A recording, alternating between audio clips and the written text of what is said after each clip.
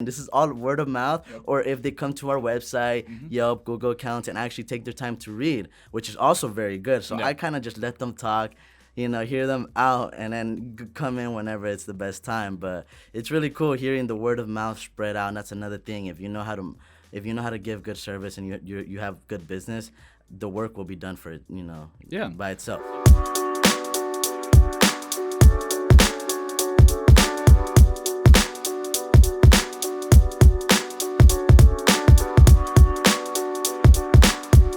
All right, welcome to the Brew. I'm your host, Valtteri Salamäki. Today, we don't have the other managing partners, but we are joined by the co-founder of Gersons Barbershop. We have Gerson Lemus, who is a great friend of mine, and we're excited to talk about survival for businesses during COVID, as well as the future of barbershops, and of course, what Gersons is doing. But a little introduction, you could talk a little bit about your background and how you got started with Gersons Barbershop. Okay. Hello, everyone. Good to be back. As Val said, I'm co-owner of Gersons Barbershop. We were started in 2018. This kind of all started. Background about me. Me and Val actually went to school together at UCR. Graduated with my undergrad in business administration in 2018. I started cutting hair in high school, sophomore year, 10th grade, so 2015. In the beginning, kind of as a joke, I don't want to go to the barbershop. Let me try this. Yeah. After lots of failures, I actually saw some passion into it. Never thought I was gonna be a barbershop owner until until I learned the business side of it. But since I studied business administration, one of our key factors was obviously business, but doing marketing plans, business plans. And I guess the idea of JBiz started after I worked at my first barbershop in Rialto. And it was for Jossel's class, actually, Really? where he made us do that business plan. And that was the first time I had, an assignment that was worth over 20 pages that I was actually, excited to do. Because I was like, I did it off Nike, but I wanted to do it off a barbershop. But there's not enough information or data to pull out from a barbershop's There's no top dogs in barbering. exactly Yeah. that are actually putting out this on the internet, like Nike. Nike, their competitors, Adidas, everything's out there for you. Yeah. So I did it based on that one. But my idea came kind of around that year, which was like 2018, 2019. But once I started working at a barbershop, I saw how lucrative it can be, and how it can actually run like an actual business rather than just everybody as their own like independent contractor to just run the show. So I started taking hair more serious when I saw that I can charge what barbershops charge at my own home, and I saw the demand for it at UCR itself because there's 20,000+ people that go there. Mostly everybody are not even from Riverside, so they didn't have a place to go. Yeah. So when I saw a lot of people were paying the same price from, to come to my bathroom than to go to another barbershop, I was like, all right, the demand's here. Let me start doing kind of a business plan. And I had an idea before I went to go study abroad. I kind of had this idea that I was going to make a business plan when I was, studying abroad. And it was kind of like, okay, I'm going to do this in the plane. I'm going to do this, when I'm traveling. That's when I met Alex in that class, my entrepreneurship class. Eventually became my mentor, but his was like, hey, we're gonna watch Shark Tank for half the show, and we're gonna talk about businesses for the other half. And then I was like, all right, where's the actual assignments coming in? When midterms, nothing. I was just like, this class is cool. But he was like, all right, well, I'm actually gonna make you guys do something realistic, like an actual business plan. And that's when I was just like I already had started the barbershop business plan. It was just like a page intro. So I was like, all right, I'm going to do this. So I actually did it for an assignment, and I did complete it over there. But as I continued building the business plan, I saw, how it made sense more and more. Eventually, even Alex saw that because, if somebody were to tell you in a class to come up with a realistic business plan, your third, fourth year of college, you're most likely going to BS it and just come out with something like, you can't come out. He said realistic that you can't come out with just like a flying car that's gonna change the world. So it was it was complicated for a lot of people. So luckily I already had that idea, and I think that's what helped me because I was advanced in it and I was actually passionate about it. Fast forward, it was my last quarter at UCR, and Alex actually flew in, to the U.S. and he came to Riverside to visit me, and we talked about, you know, getting a lease. How it happened is beyond me, because the place that we wanted to be at was already for lease, but we went to go originally look at the place to share the place, because it was this beauty salon threading place. So I was like, we can add barbershop to it. Yeah. And they were actually closed. They moved locations somewhere else. And I was like, okay, like, let's go over there and try to talk to the owner. Owner was really cool, and gave me opportunity to start out at the place that he was going to close down in a few months. So we had a little deal worked out. That's how it all kind of got started. It really just got started based off an idea that eventually came into a class that was an assignment, that was now a plan, and I had the people to actually run it with. And that's when I had called them. Well, I had called them before, but my partner, Will, I was like, I need someone to run this with. And, you know, it was cool assembling the team. It was literally like sports and like assembling a team.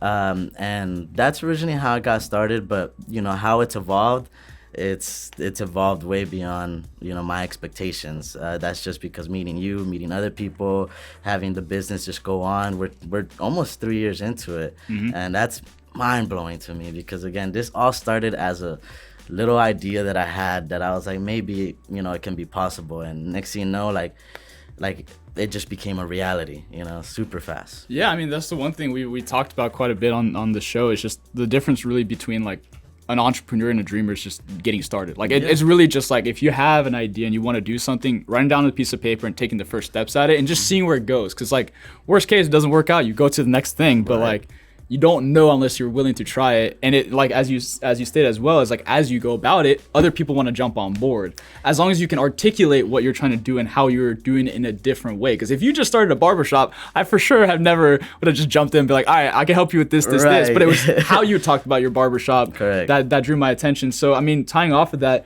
what was that piece when you were starting your barbershop? How did you want to be unique? Well, we wanted to be unique because everybody was focusing on the downtown city life, Hollywood area, of course, because there's money to it. So I wasn't really looking at the profit. I remember Jossel's class very, very clearly, and it was actually the book Contagious.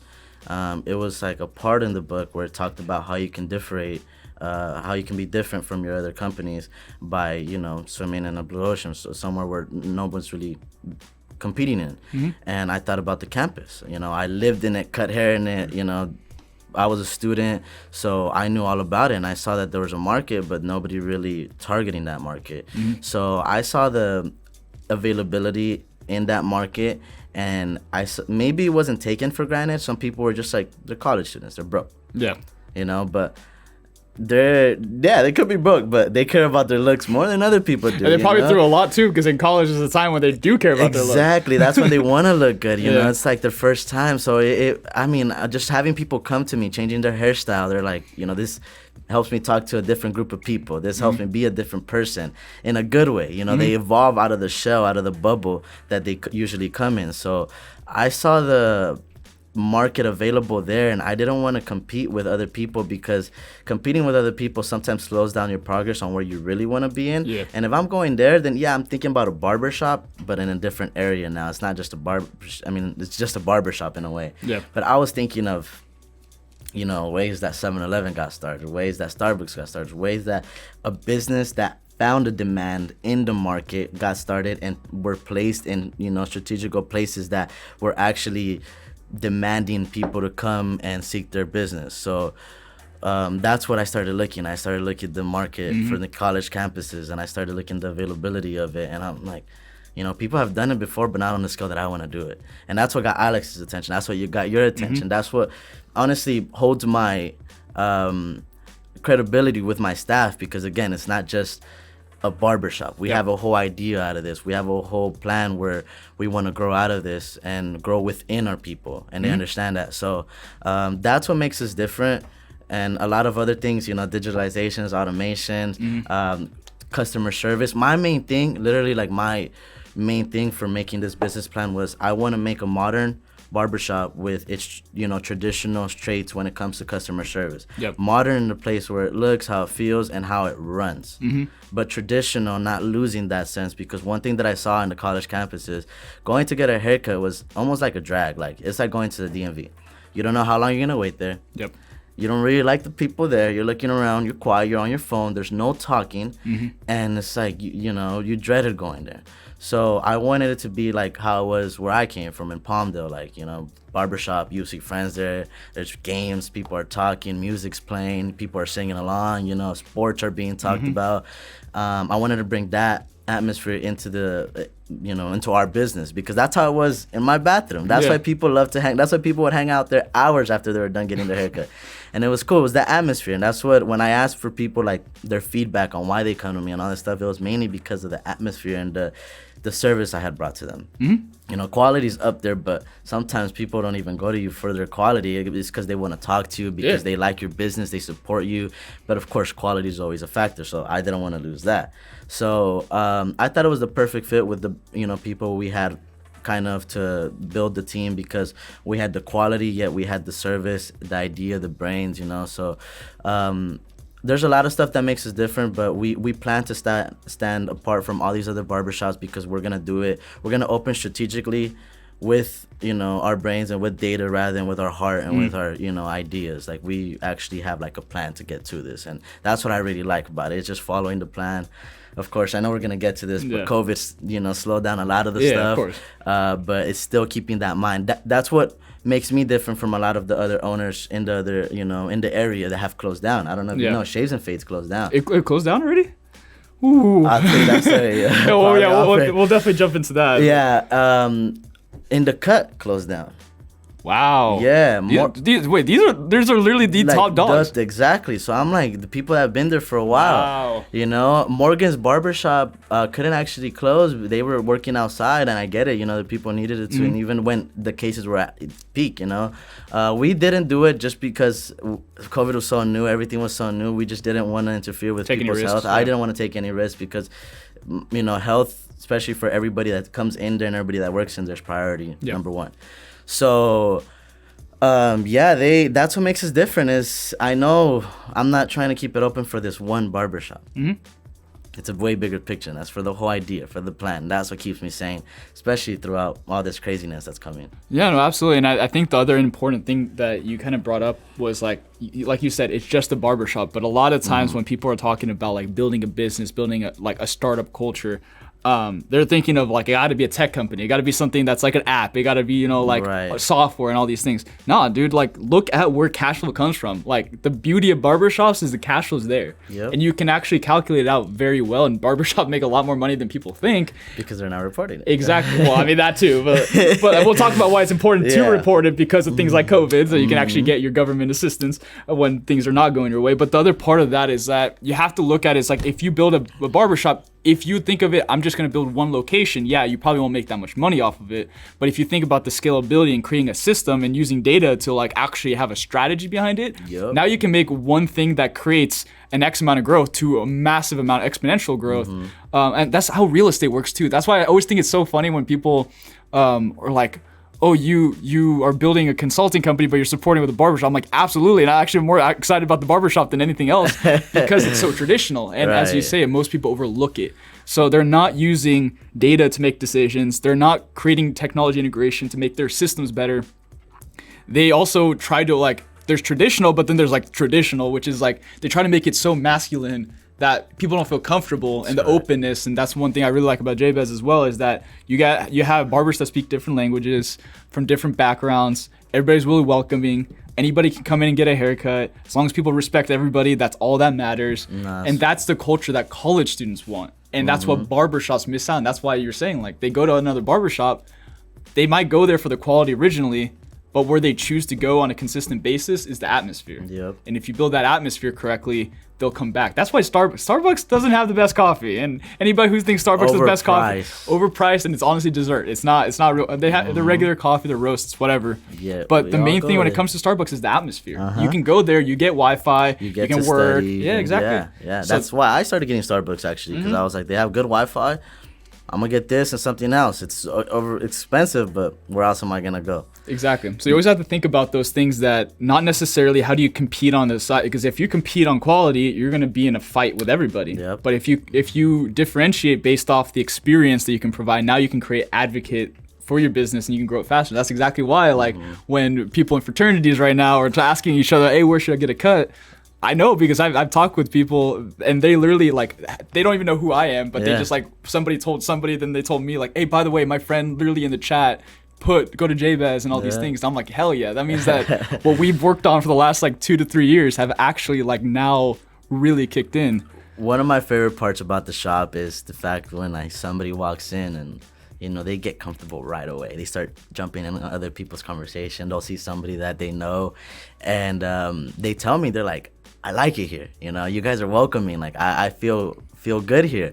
And that, to me, is like biggest happiness, brings me most joy, because it's genuine. Like, I wasn't trying to do this. It just happens. And that's things that people see. But yeah, it's cool hearing stories too. Like, sometimes another person's in another chair or even in my chair, and they're like, so you went to school for business. Like, do you ever want to do anything, like, you know, regarding your degree? Like, yeah, I am. Yeah, or some people are like, yeah, I heard, like, the owner here actually went to UCR, and I don't even, like, butt in. I just want to see what they know, because again, this is all word of mouth. Or if they come to our website, Yelp, Google accounts, and actually take their time to read, which is also very good. So I kind of just let them talk, you know, hear them out, and then come in whenever it's the best time. But it's really cool hearing the word of mouth spread out. And that's another thing. If you know how to give good service and you have good business, the work will be done for it, you know, by itself. And that's the difference between push and pull marketing, because a lot of times businesses, what they do is they try to push the service onto people, run ads, try to push it, like,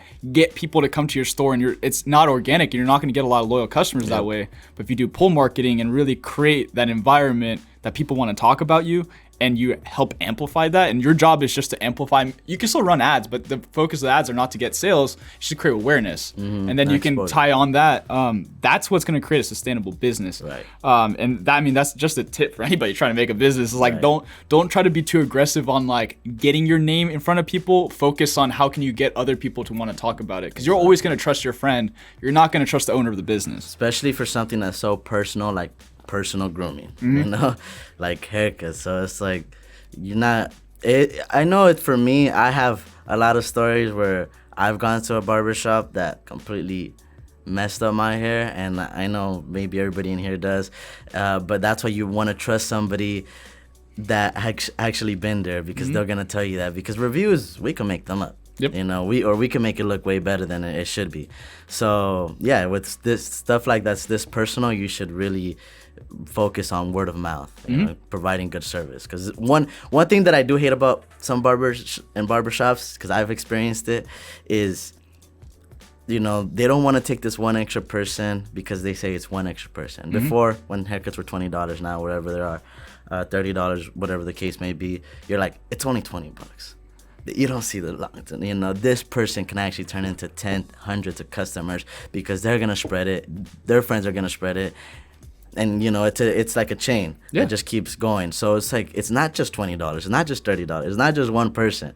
You know, if you can actually provide good service for them, it might be hundreds of people that come from this one person. And that's actually another important thing, is when you're thinking of, like, your business strategy, you always have to think about, what is the cost that you're putting to different activities? So let's say that $20, well, how much money are you putting into advertising? Because if you're spending $100 a month on advertising, that $20 you could have got on a net gain.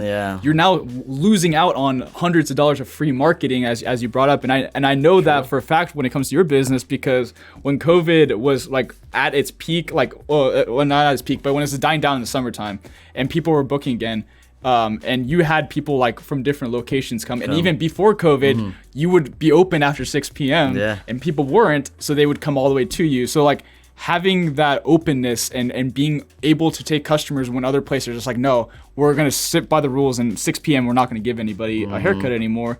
You gave that opportunity to somebody before COVID. Like, there was events and stuff like that happen 8 p.m. Sure, coming, like, cause we were talking about having night shifts and stuff like that. We did. So we did Jabez after night for a few months, or after dark. after 7 p.m. in order to compensate the barbers for staying longer, just like how you'll get compensated at a regular job with OT. It was $5 more for the haircut. You know, if somebody really wanted a haircut, they don't mind paying the $5 extra. So, and it was worth it for the barber to stay because it's like, okay, a little bit more money. I can do a few more. It's going to be worth it for me. So that, I was like, okay, I can make the customer happy and I can make our staff happy, because one of the biggest problems I had there was like, okay, it's only me staying. I'm like, I need to be able to, you know, motivate them, because it's true. Like, you're not going to make somebody stay after their shift is over. So it's just having that creativity when it comes to this industry, to how you can, you know, program people to come in different hours so they don't do extra time, or how you can stay available, you know, after hours when other people aren't, to get the clientele that is not disposable to them or you because you're not open. Yeah. You know, because they're going to go somewhere. Dude, I had people coming from Victorville, Hemet, like, and I'm going to ask them why, and they're like, you're the only place open in a 30-mile radius. And that, to me, just blew my mind. It gave me so many more ideas, and we talked about that. And again, we were about to start putting them in place and everything. It's not like we're not going to anymore, but we had a lot of ideas coming in with this.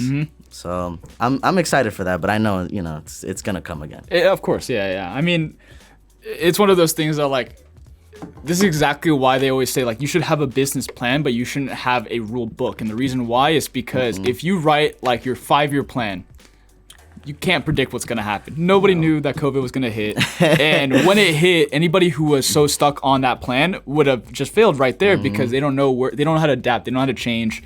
They don't know how to survive based off of that. And I think that kind of goes into the conversation about, like, business survival right now during COVID. 60% of small businesses have closed. 60%. It's crazy. And it blows my mind, because right now, like, corporations are growing and small businesses are getting squeezed because they have cash available, so they can hedge their risk, and they can also lay off a bunch of employees, and they don't have to worry, because if they lay off a bunch of employees, they have less expense. So that means that they can still technically make, like, break even. But a small business, you can't have that choice, because it's not like you can lay off people, and you don't want to either, because that, like, it's part of your business, it's part of your it's engraved into you. So going into COVID, like, strategy, obviously, like, What did Jabez do, like, throughout this time that allowed you guys to consistently, like, survive through it? Because as we talked about, a lot of barbershops closed down. They did. I mean, you had mentioned it earlier. It was because of, you know, we were able to show data, we were able to show reports. Because when we closed down, it hit us all by storm. I remember that week we were in there, you know, cutting hair, looking at the news and seeing. I came that day we had to close down. And that was the last, because I just finished my MBA. And I came in, I was like, bro, I had to drive by. I was like, I have to come and just check on the guys. Yeah, I mean, because we were talking about it. I remember saying this to someone. I forgot who it was, but I was like, the beauty about our industry, it's known to be recession proof. You know, I'm like, even if it closes down, it's not gonna affect us. But, you know, a virus, of course, isn't like a typical recession that would, you know, happen, if you want to call it a recession. But when we closed down, it hit all of us, you know, a lot, because we had to stop working, you know.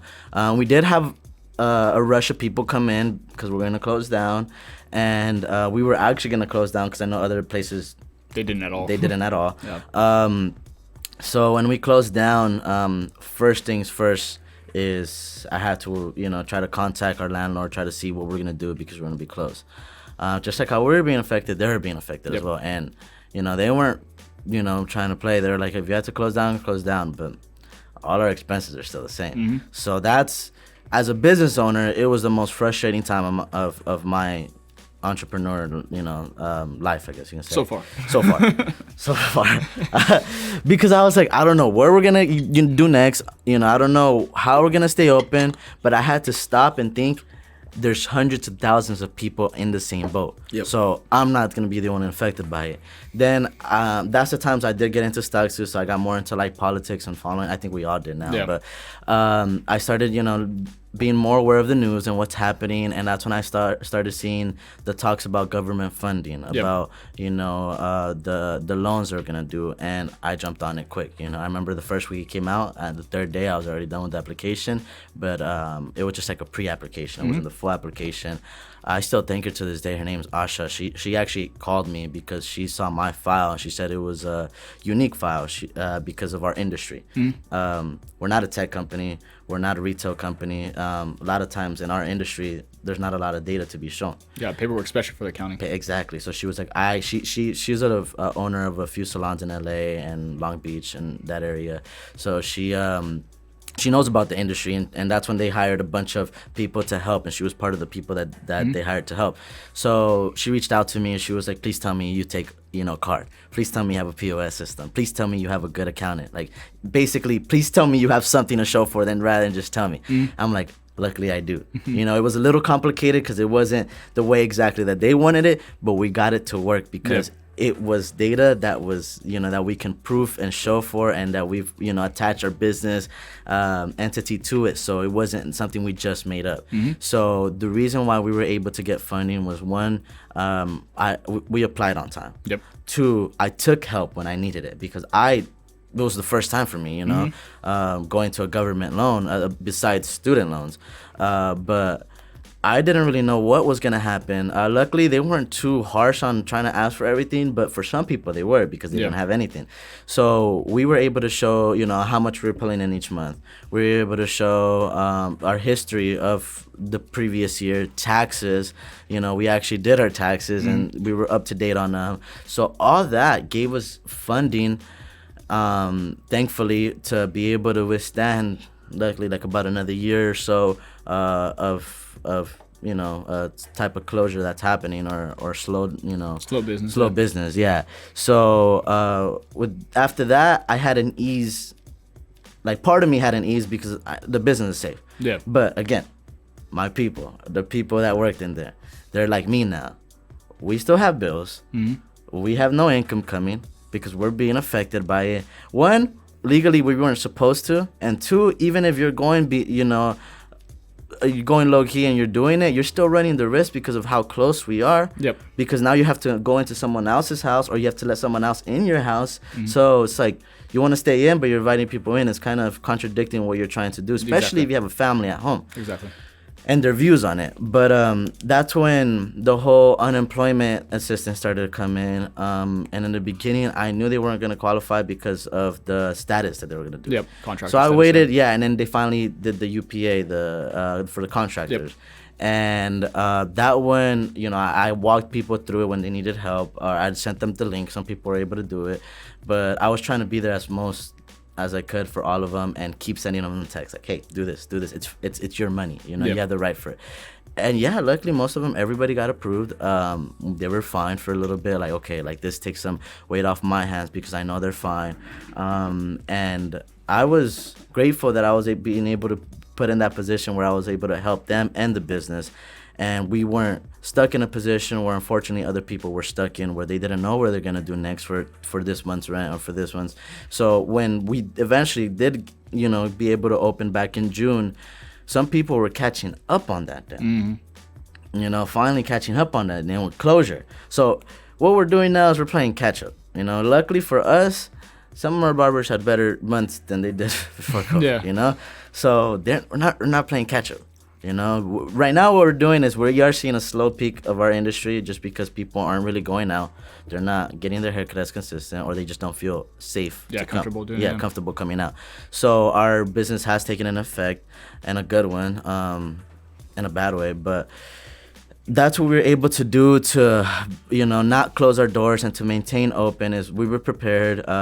That's the importance of people taking credit cards and taking some type of payment that you can track rather than just cash payments. Because I know a lot of people, well, she told me a lot of people, she first asked, how old are you? Like, she was so surprised. She was like, there's people that have been doing this for 30 plus years who don't have anything to show for. I haven't been able to do anything for them because they have no type of report. They have no type of evidence. Like, I can't even help them even if I want to. And they're like asking me for help, and I'm like, there's nothing I can do, And unfortunately, that was the case for a lot of people in our industry, and why they had to close and why they can't continue to stay open. Well, I was gonna say, like, it just goes down to the T. Is like when you're building a business, do it legitimate. Like, I get it. Like, I get why you want to go cash, because you can do it under the table and all these kinds of things, and you can quote unquote avoid taxes. Which I'm putting a little thing. Don't do it.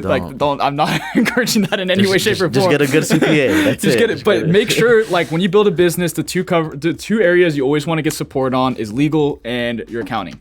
those are two areas you need to get support on right away, because Sit that on the knob. the reason why you're allowed to, like, for example, get government stuff, you have to show cash flow statements. So like right away, like we started talking with my brother, like, hey, we need to set up these cash flow statements. We need to make this income statements. Like, No, that's another good thing. Yeah, so we got Val's brother involved for accounting because he has his own business for accounting, and so we had the cash flow statements already prepared. Yeah. Why? Because we were thinking ahead. Because we have a plan. We don't have a rule book, but we have a plan. We know this year we have to get more serious about accounting because we're looking to grow. We're looking to do this. So that came in clutch because like when she asked for cash flow statement, I was like, yeah, I just gotta add the last 2 months in, and your brother already formed it in, so all I had to do was put in the numbers. I didn't even have to reach back out to him, so it was already here, send, like I had all the paperwork ready, and I still give myself a pat on the back because I wasn't supposed to be prepared for it, but I was prepared for it without even knowing what was coming. Exactly, and that's the important thing is, like, during COVID, it's a hard time. Like we said, 60% of small businesses are closing down, but at the end of the day, the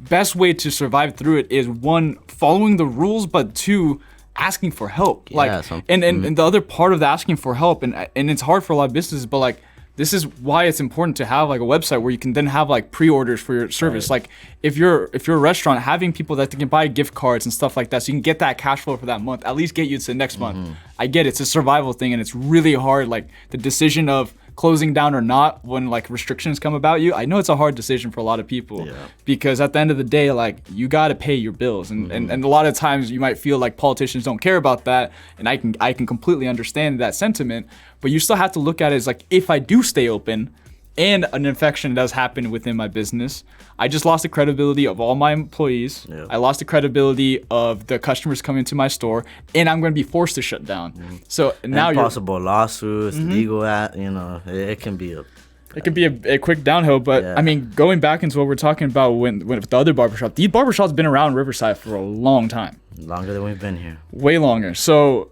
when did this happen? Like, I'm actually really, really curious about this now. I mean, I'm going to go into the other classification phase of a more personal matter, because I don't, but this happened in recent months, man. I actually been told from other people, because we've been getting some of their customers, not because we're trying to, take them. They're just coming because we're open, and we're doing stuff against the right way in their eyes.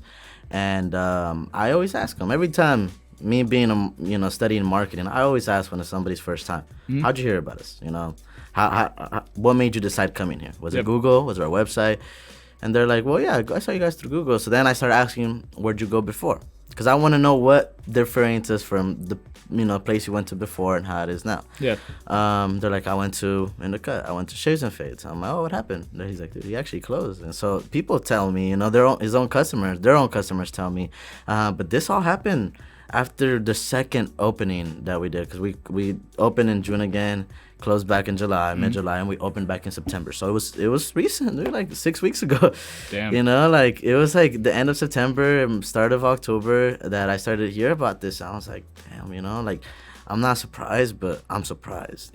Like it was just not them, but it's scary to think about it, but that's why you have to be prepared, and that's why you have to be able to show for. And that's honestly the importance of a website. The biggest effect that had when we opened, like how we can communicate with our clients, because obviously Instagram's growing, you should have that. Google's been growing, Yelp has been growing, and your customers can look through, and Facebook, of course, any of those platforms and see your availability if you're open, or any update you have on them. The biggest effect for us was actually the data that was collected from the website when people booked their appointments. Why? Because I have everybody's phone numbers and and emails right there. I wasn't spamming them, but when we closed down, sent all of them a message so they know why we're closed, when we closed, and it was hard. That's one thing that got tricky. The first time I said March 13th when we closed, or March 11th, I was like, we'll be back open for the end of the month. I messed up, because then I was coming, like, end of the month comes, they're like, hey, it's end of the month. Are you guys open? I'm like, not for another month. I was like, nah, we're not, so I just said until further notice. But I had their data right there, so I was able to send them a quick message, hey, we're closed, sorry for the inconvenience. And when we opened back up, hey, we're open. When I sent that message, ding ding, like it was just notifications, everybody booking. When I posted on Instagram, it was like, all right. When I posted on Facebook, when we did it on Google, did it on Yelp, because again, like it's not going straight to them. Sorry, they have to go to the platform to be able to see.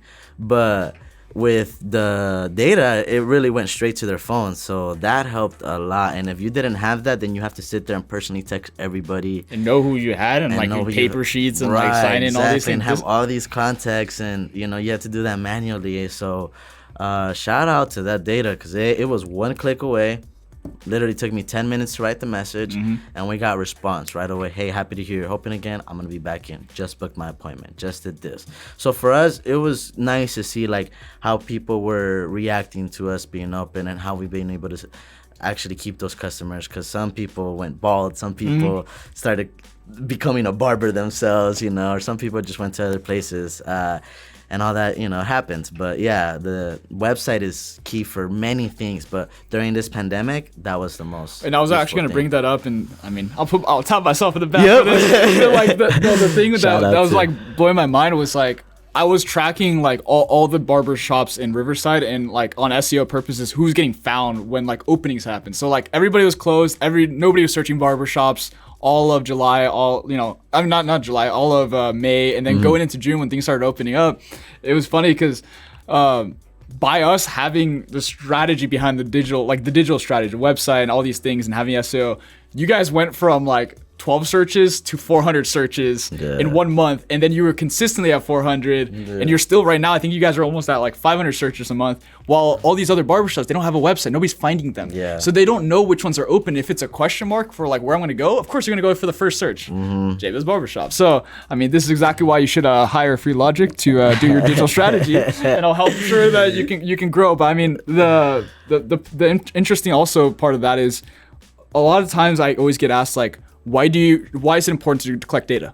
Well, this is a perfect example of it. Yeah. That's simple data. Emails and phone numbers are easy data. Simple, yeah, very simple. But it has so much impact because you can now use that data to then give updates, make people aware, because the biggest issue right now with COVID that's overarching small businesses is twofold. One is being comfortable going to that business, and like, that's why you guys all got the Barberside certifications and showing that like we're going to do COVID practices, and we're going to make sure that we're doing it as safe as possible. And the other side of that is just knowing what's going on, because there's so much confusion right now. Like in the news, we hear everything. Like every other day, we hear something new. We don't know when like government assistance is going to come. We don't know any of these things, or when the next lockdown is going to happen. So because of those factors, there's so much confusion, and consumers are terrible with confusion. Yeah. You confuse a customer, they're not going to come to you.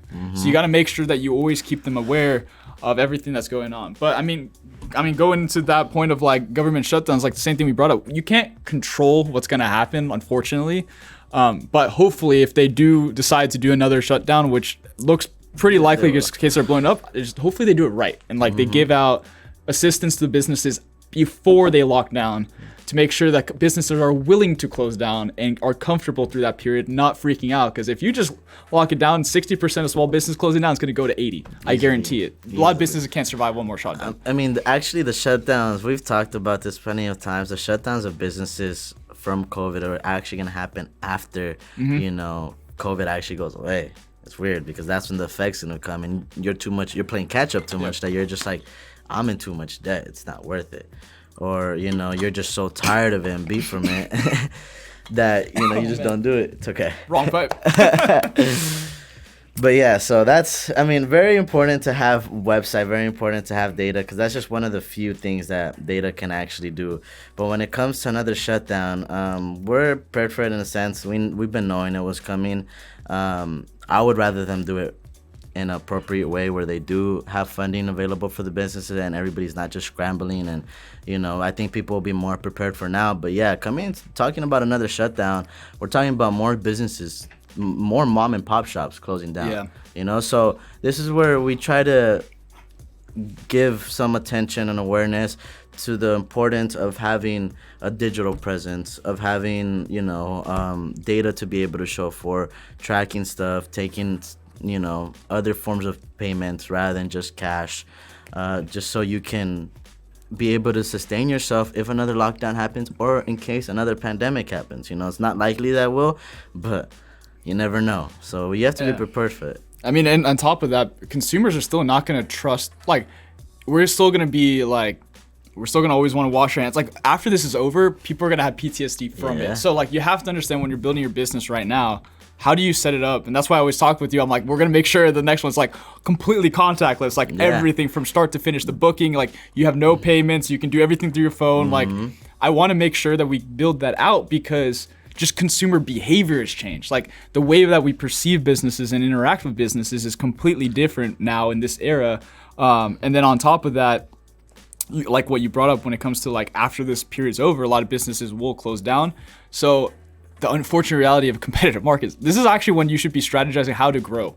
And it sounds really weird, and obviously like it sounds kind of messed up because 60% of businesses have closed down. But the truth is, when businesses close, the demand is still there. And then opportunities grow. Opportunity just grew. So if you can survive through this period, your next outlook should be how can I expand in the next phase.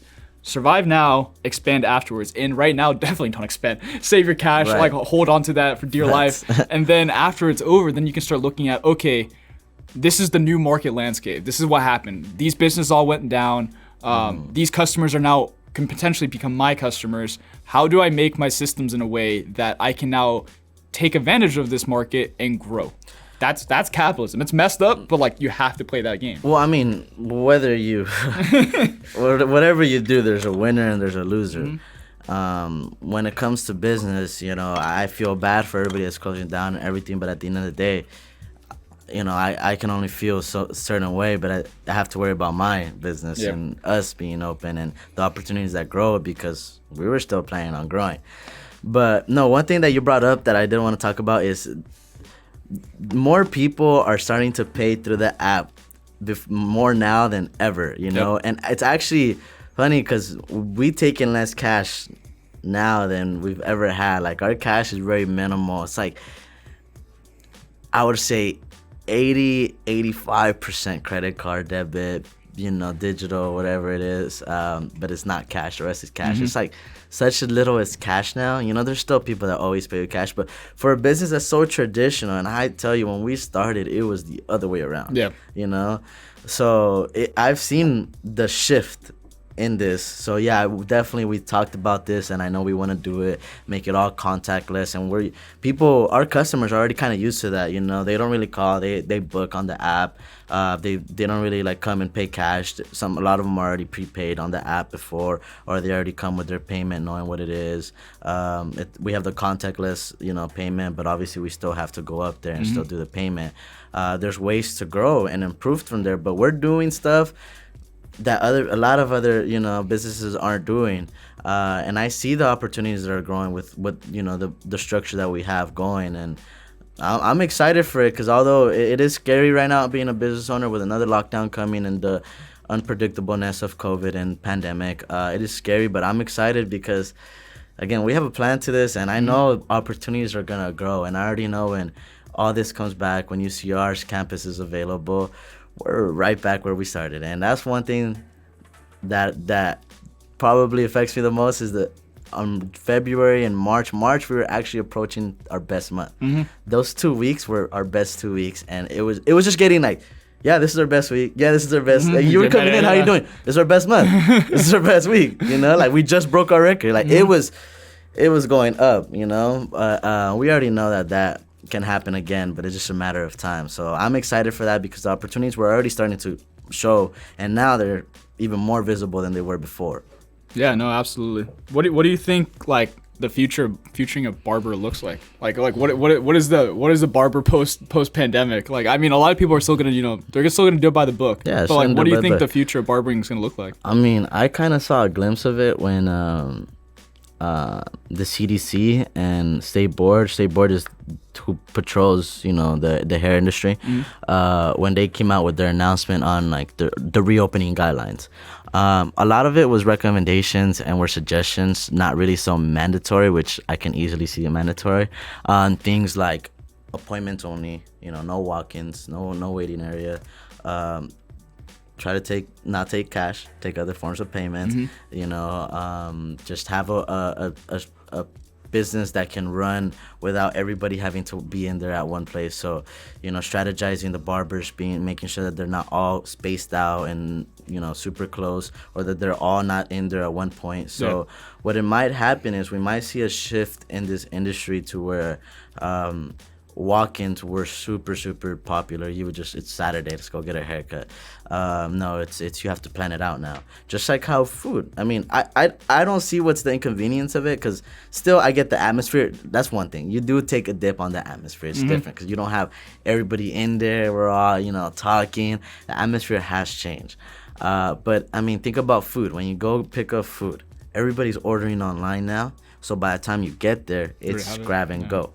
Same thing I think is going to happen with the barbershop industry. You're going to make an appointment. That way you can just come and leave rather than just come and sit there and wait and spend that extra 30 minutes to an hour more for some people waiting there, just waiting there, clogging up space, and bad way to put it. But that's what they're basically, it's going to happen. Everybody's going to clog up space and there'll be too many people in there. So I think where it's shifting is more and more people are making appointments. More and more people are trying to pay in debit and credit. And I think that's going to be a big effect. So a lot of the shops that don't take credit card or debit card or any type of other payment, they always have to wait for their person to come back, pull out money from the bank, because who really carries cash of that now? Not many people. So it's going to change in that sense. In the sense of like, obviously in the beginning we couldn't do beards, we couldn't do stuff. I don't think that's going to change. It's going to be the same. For barbers, it should not change, because disinfection or sanitation was always key for us. Supposed to be key. We went to school for it. Like how to properly sanitize your clippers, blood exposure, how to keep that contained, how to sanitize yourself, how to be able to screen someone to see if they're suitable to sit in your chair and not cause a little spread, like stuff like that. We already should have had. So if that is to change, we were doing something wrong before. So in my opinion, that shouldn't change. Maybe just a little bit more awareness when it comes to screening, and a little bit more focus and attention when it comes to properly disinfecting. That's probably about it. But I mean, maybe some rules. I'm hearing some rules are gonna change. State board, now they're gonna come patrol like all the barbershops. They're gonna give out different fines for different things. I don't know how they're gonna change on that. It's gonna be up to them. But some things are gonna change in the way it runs. How about mobile barbering? Do you think that's gonna grow? Yeah, it's definitely gonna grow. I mean, dude, some people took advantage of the situation when COVID arose, because nobody was doing haircuts. I wasn't doing haircuts for a bit. I know people that were charging double what they used to charge to go to your house, triple what they used to charge to go to your house. Because obviously you're going to have to charge more. It has to compensate their time, gas, all that. But now, instead of having to do 10 people, you can make the same amount by doing a third of that, So yes, I think more people are starting to see mobile. A lot of people that some barbers that I see through social media, they actually left their shops. Why? They're not exactly doing mobile, but they're doing it at their own house. Yeah.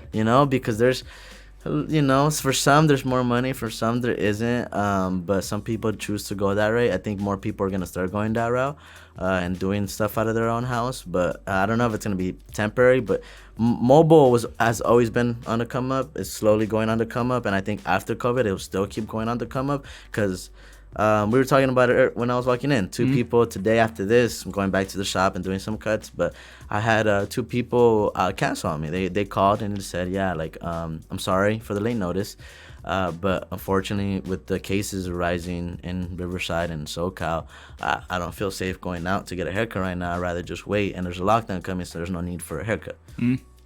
Perfectly understood. Thanks for calling, I just told them. But that's going to start happening a lot, So it's maybe they're more comfortable with having someone come to them rather than coming out somewhere. That may arise. So I definitely think mobile is still going to continue rising, like how it's going to. I don't know if it's going to affect it, but it's going to rise. Yeah, because I mean, the interesting to think of, like, looking at multiple industries, it's just like the behaviors that we're seeing now will continue after COVID. Like, and if you think that a business is going to randomly, like, or just consumers are just going to just change and like go back to as it was, no, that's just not how people are. Like, you might have half the population that's like that, but the other half are not. So you serve all the population. You don't serve half the population. So you have to always think about, how can I adapt my business and create these strategies and these frameworks so that after COVID, you still can take advantage of how the market's moving and where it's going with that. So, I mean, we talked about this last time over a flight of beer, but this time obviously we don't have a flight of beer with us. But we talked about kind of like where do we see JBez going, right, in the next 3 to 5 years. And it was funny because like back then I looked at everything we said, and in that 1 year we did everything that we said. Yep. So now it's a question, bring it up to you because of COVID. Where are we gonna be in the next 3 to 5 years? Like what's Mr. CEO? What's your vision? We're gonna be in a lot of places in the next 3 to 5 years. I think now. Let's fast forward to post-pandemic, post-COVID. I think that's when our growth is really going to happen.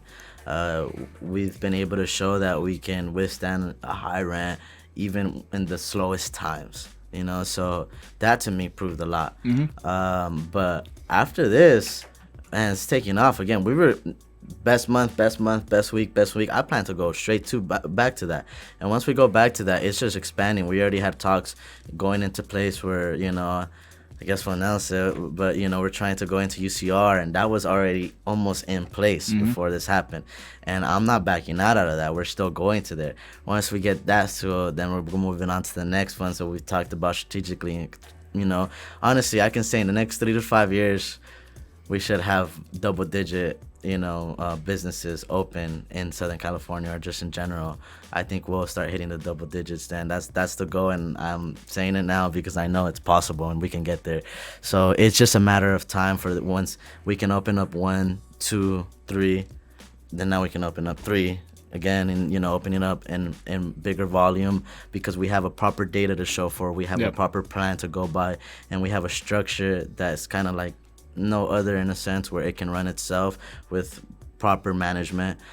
So I'm excited for it because if we got through this, we can get through a lot of stuff, And again, I figured out a way that we can minimize our overhead costs, our expenses. So now we can start profiting more off the business. And if I learned that now, we learned that now in the first 2 years. Give it another 2 more years, we've learned more how to minimize that and how to grow our income. And I think that's the beauty about the business, is all the brains that we have attached to that business, that we're gonna evolve to a better idea, to a better structure. We're not gonna stay because this is the first one, and it's the one we went by, and it's the one we talked about in the podcast. Like it can definitely change, but. Again, because we're not going by a rule book. But yeah, in the next 3 to 5 years, I see a lot of growth, and I know that we'll have more than just one location for sure. Yeah, no, absolutely. And I think the important thing there is like what you brought up. When you build a business, you'll learn a lot. It's important to document those learnings. How do you make it? Make procedures, make it grow. Because if you want to expand, you want to scale it sustainably, you have to have an approach of how you have to know, okay, if I open this store, how long does it take to break even? If I open this store, who do I need involved? What is the equipment? What is their cost to do it? What we can forecast for financials. Like these are things you have to do in advance, because if you have your rule book and like, okay, we need to have the website architecture, the data behind it, the digital strategy, and then we have one person who's in charge of that per location. Okay, then we have one person managing that cost there. You can actually structure it and then you can scale. Because then we already know it's like, all right, we just, as a business, we hit this amount of money, next location. We hit this much money, next location.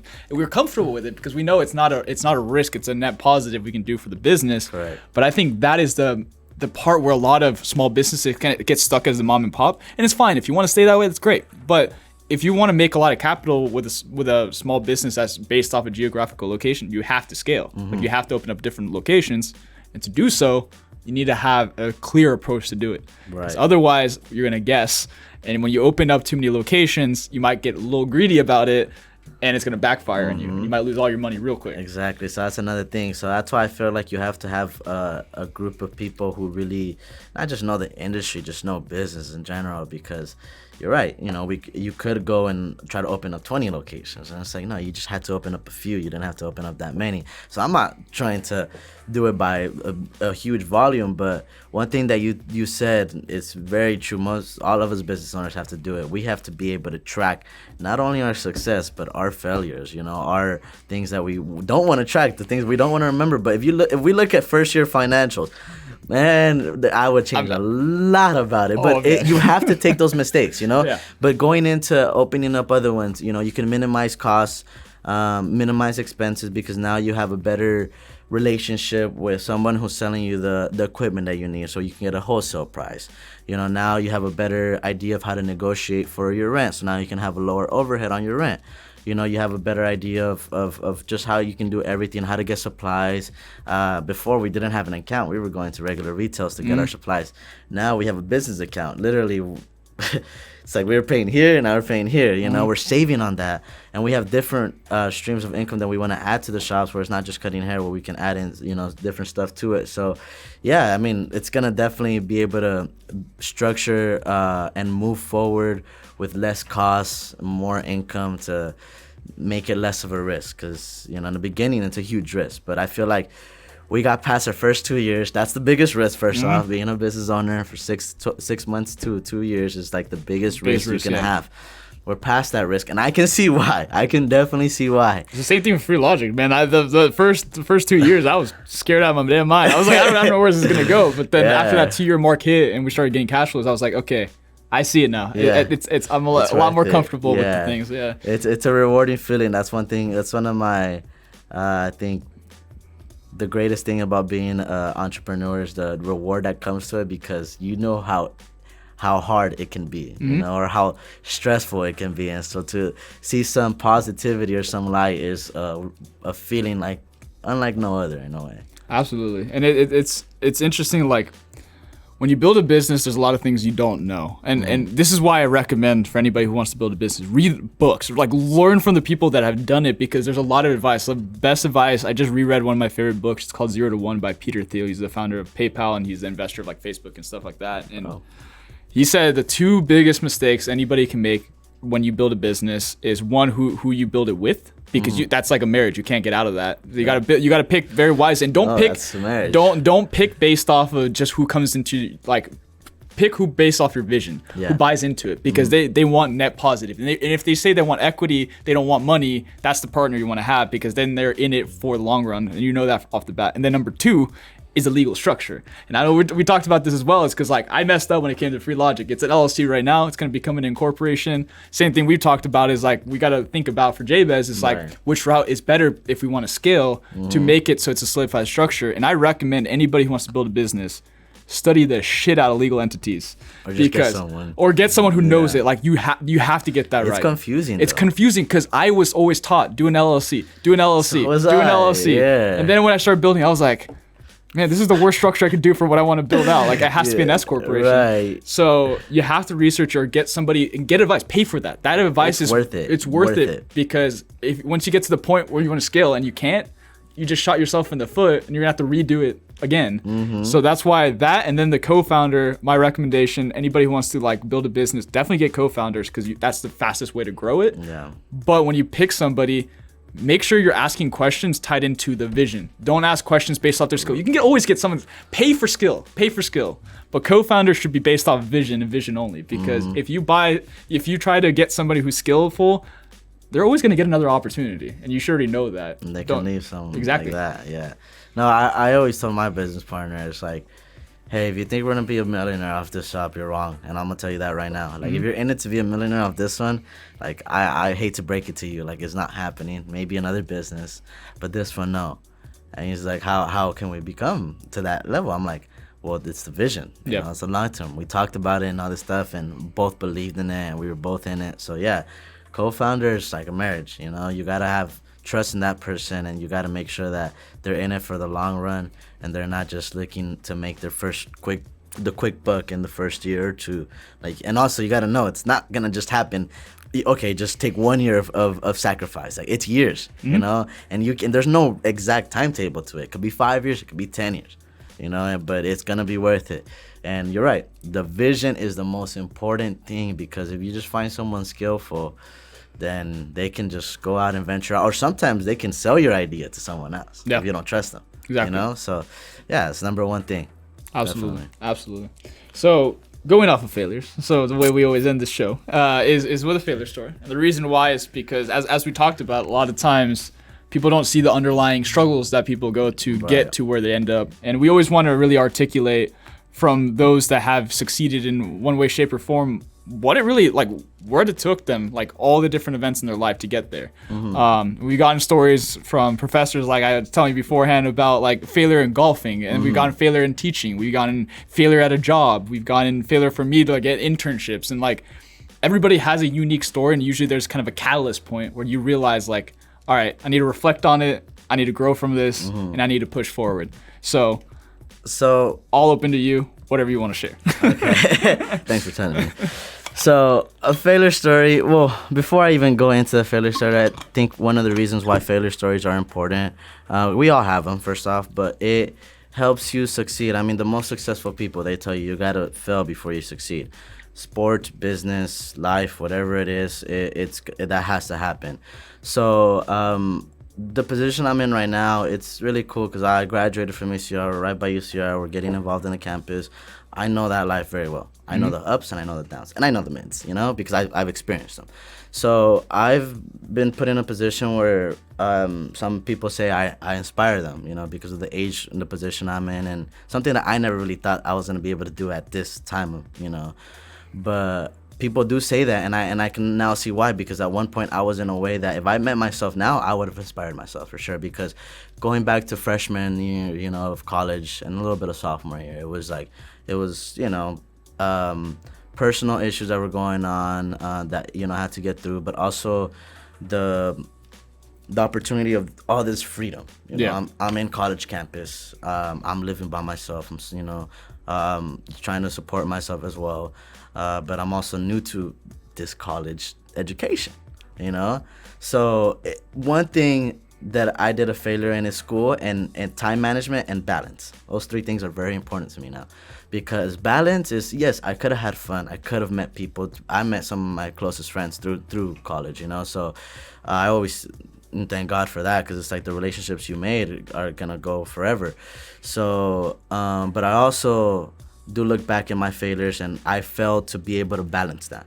I was focusing too much on having fun, being with my friends, and not paying so much attention to going to office hours, getting to know people in my class, getting involved, doing this, because I wasn't really able to balance, and that's where time management comes as well. I felt like I had no time, when in reality, I'm looking back at my freshman year, I had all the time in the world, It was just what I decided to choose with. So, yeah, I came to a point where I was placed on academic probation, where I was like, okay, I just went from, I'm a first generation college university student to like, I may get kicked out. And I was just like, well, I had to really just stop and think of myself one night, like where I came from, like being an immigrant at one point, and growing up with my dad, where it's like I didn't really have somebody to guide me with school, like, hey, this is what you're gonna expect through college, this is where you should go. I had a cousin that was able to help me apply to it, and I had a high school advisor that was able to tell me why I came to Riverside. It was because of her.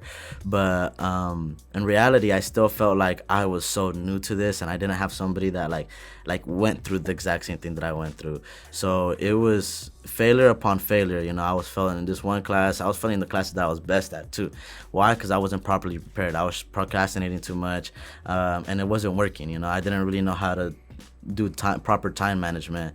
So it got to the point where I really had to just shift my focus, and came second year, it was a little hard to transition because it was like up and down. I would switch, and it was hard to keep those consistent habits, and it would go back to bad habits. So failure through just trying to understand the person I'm evolving to and what I have to do to be able to succeed. Because even now I'm looking at it, I still think I need better time management. I still think, the balance is key.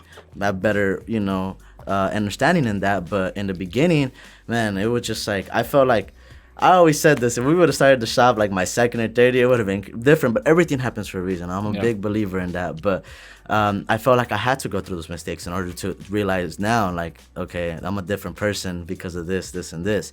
But yeah, that failure did help me a lot, because I was scared, dude. I was like, how am I going to tell my dad? How am I going to tell my family? Like, what am I going to do after this? And then I really even, second and third year, I was like, okay, like, I'm still not that involved. I have no internships.